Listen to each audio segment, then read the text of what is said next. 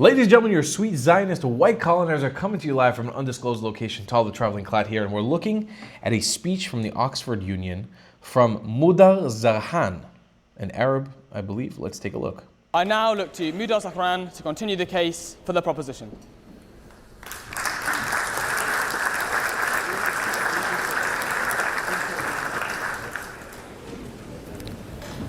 بسم الله الرحمن الرحيم والصلاة والسلام على رسول الله محمد وعلى كافة الأنبياء. In the name of God, the merciful, the most merciful, with prayers and peace be upon all prophets, including our prophet Muhammad. I stand before you today as a Jordanian Palestinian, the son of two Palestinian refugees from the suburbs of Jerusalem. I am a textbook Palestinian. I've suffered all the pain. I've been through all of it. While everyone else is talking about the Arab-Israeli so-called conflict, we are the ones who are actually experiencing it.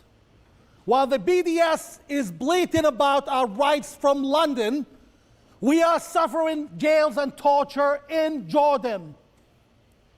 The saga continues for 70 years now. Everyone has a stake except us. We are the ones who have no say, while everyone theorizing, lecturing us how we should be treated and what should happen to us and how evil those Zionist Jews are. Meanwhile, no one says a word about 6.2 Palestinians in Jordan, not 2 million, according to a well-documented U.S. intelligence cable made available by WikiLeaks. There was a country called Palestine.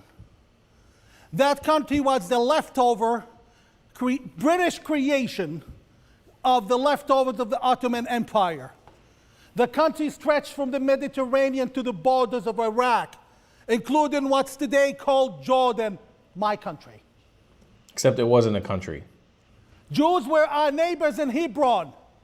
My late grandfather told me about his neighbor, Khawaja Kakum, a Jewish rabbi who, believe it or not, used to do Sharia law judgment for the Muslims in my town.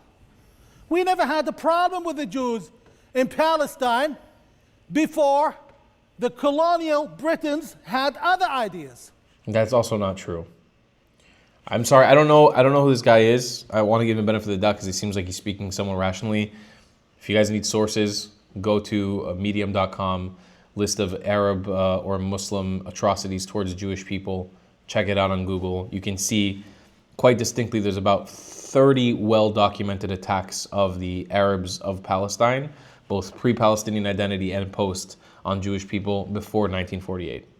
About how they should separate us.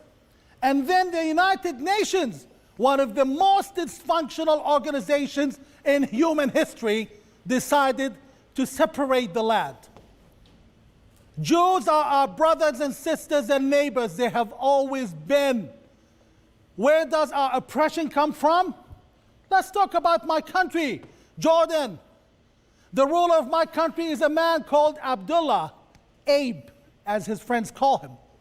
Half Briton, raised in Surrey, doesn't speak the Arabic language, and he suddenly became king after his father died. Sounds typical, sounds familiar actually. At the same time, this gentleman, since he took over, he cut off every single right Jordanians of Palestinian heritage had in Jordan. Jordan is not a host country. Jordan is a part of our country. Jordan is 78% of Palestine. Jordan is our country.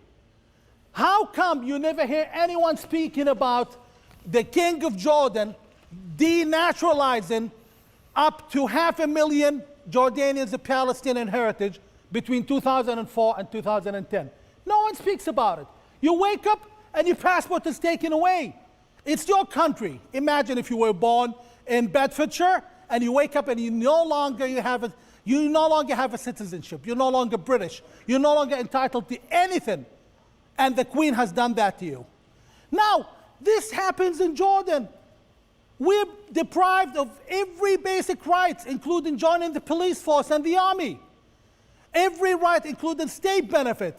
But one right that the king has, which he would never give up, is his right to collect taxes from us. We are some of the most taxed Arabs. This today, the king has become so collective in his punishment of the people. Our East Bank Palestinian Jordanian brothers, what some of you call the Bedouins, okay, they're now under the same plight. He's torturing all of us. Does anyone talk about it? No. Everyone's busy talking about Israel and how bad the Jews are, killing the Palestinians and butchering them. Why is that so? Meanwhile, the plight doesn't stop with Jordan. Jordan is the Hashemite kingdom is the most ruthless oppressor of the Palestinians and has been since 1970. All right, I gotta chime in because I'm all about shitting on other Arabs because they really are each other's worst enemies. I'm all about it. I'm totally for it. But just to give a little bit of benefit of the doubt for Jordan, because, okay, just a little bit. I'm not saying that the story of Jordan is perfect. Palestinians have been god-awful everywhere they've been. Anybody who establishes themselves as Palestinian is obviously going to be mistreated by the governing force there because that's why they were genocided in Syria, they were genocided in Lebanon, they were killed in Jordan, because you guys act terribly. Your society is horrible. This is the open and honest truth about Palestinian society. You guys act horrible towards each other and towards everybody around you. I'm not justifying what Jordan has done. I'm not justifying what Jordan has done in any way, shape, or form. And you are right. Jordan is Palestine. The Hashemite king of Jordan has zero right to rule Jordan. The Hashemites come from Saudi Arabia, from between Mecca and Medina. This is one of the descending families of Muhammad the Prophet. They have zero right over a Levantine piece of land. Jordan is not in Arabia, and Jordan isn't even a real word. That was Palestine. It's at least 70% of the British Mandate of Palestine. You're right, you have every right to that land. But given the circumstances of how you guys have behaved, I'm not saying you specifically, Mudhar, but how your society has behaved, are you shocked? You guys have failed everywhere you've gone. You've done damage to every country you've gone. You uprise against the government in every country you've gone. Look at the Jews on the other hand. A society that has similarities to the Palestinians.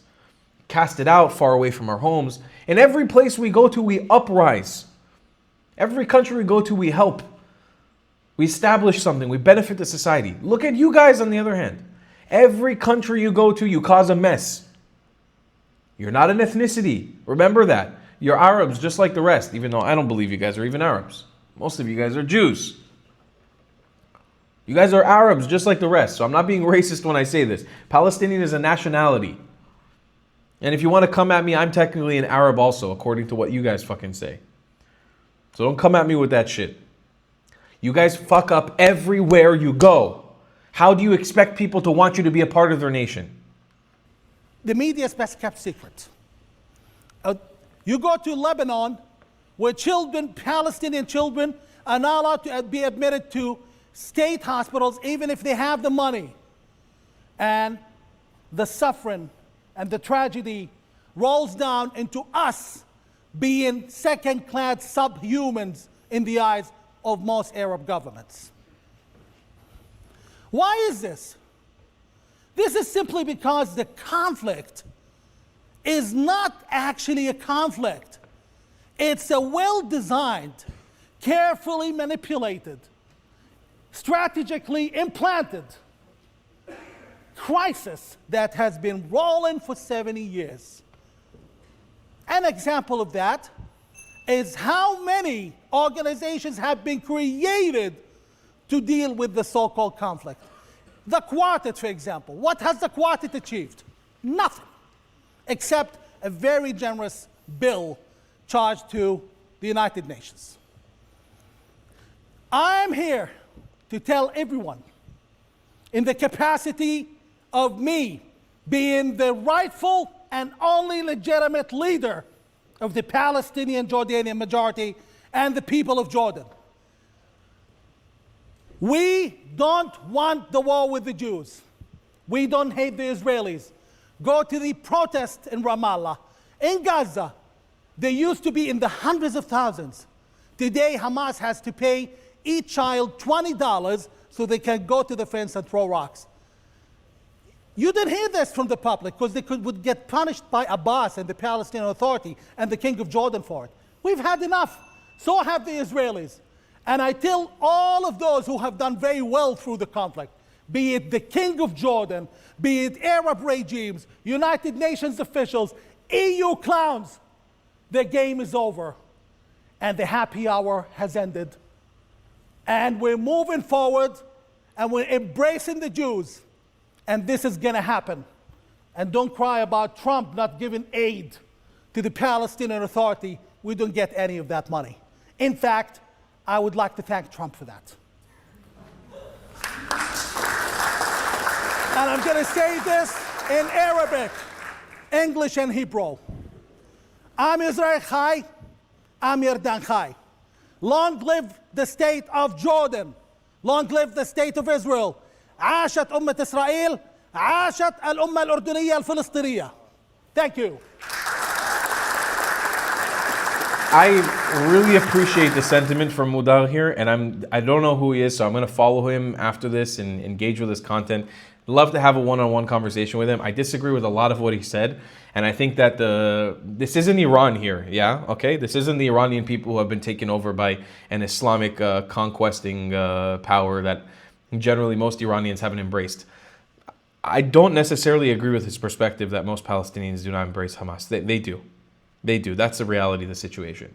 This bullshit narrative that's being propagated that most Palestinians want peace with Israel is not true. Where he is correct is that a leader like him, that is the first, if he's actually the legitimate leader, he may be able to usher in a new age of peace. Because with that kind of sentiment in the forefront, you protect the shit out of him and force your people to make peace with Israel and force your people to make Jews and kill off the ties, kill off the loose ends that want to kill Jewish people, we may be able to get to a solution. There may be a future with a man like him, and I would definitely support him being in power. I think his identity is a bit confused because he's probably a Jew. Ladies and gentlemen, this is the kind of content I love reacting to. I'm actually going to show you guys right now. I'm going on my phone right now, and I'm going to look him up. Mudhar, let's see. Mudhar Zahran. Am I following him already? I'm not. I'm going to send him a message too.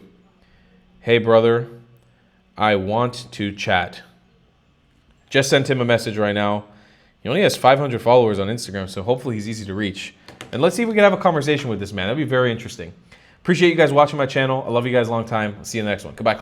If you believe in my content and want to support me, just know your help is needed. There's a bunch of great ways to support me, being PayPal, Buy Me a Coffee, or joining my Patreon community down below. Patreon is the best way to support my channel, and you'll get a bunch of cool perks depending on what tier you join. Another great way to support me is by buying my merchandise on thetravelingclat.com. I regularly drop new merch designs like this beautiful hat or this amazing shirt, where you can support the channel and get something cool for yourself. I also have an amazing Discord community with people from all over the world. Thank you so much for your support.